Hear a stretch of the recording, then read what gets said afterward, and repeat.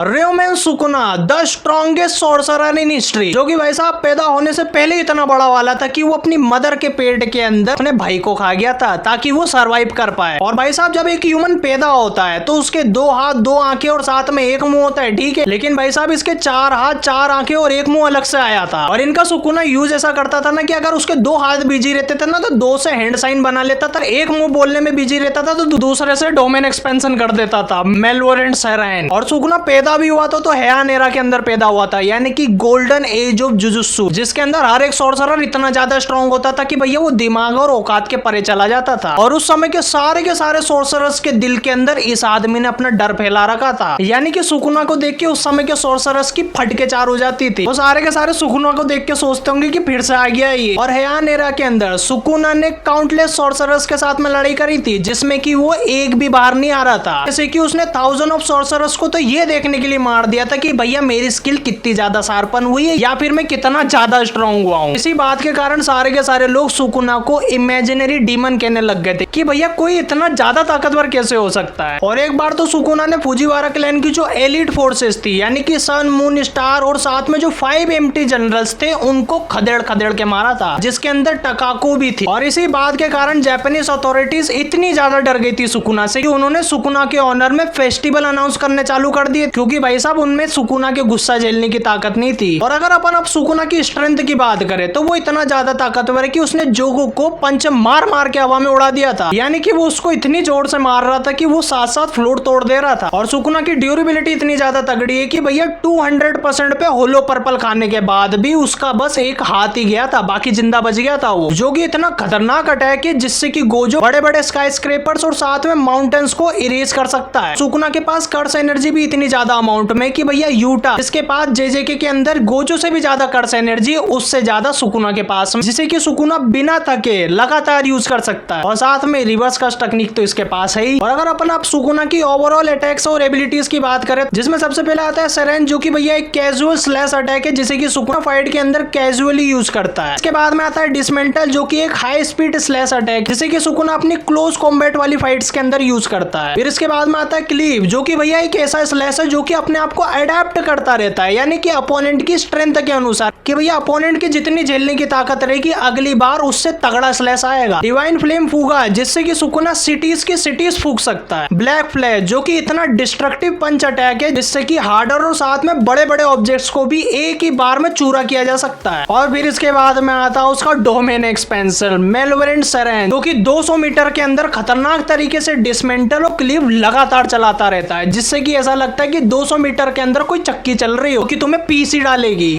तो भाई साहब आज की वीडियो के लिए सिर्फ इतना ही। अगर तुमको ये एक्सप्लेनेशन अच्छा लगा हो तो वीडियो को लाइक कर देना, चैनल पर नए हो तो चैनल को सब्सक्राइब कर लेना। मिलते हैं नेक्स्ट वीडियो के अंदर, तब तक के लिए बाय।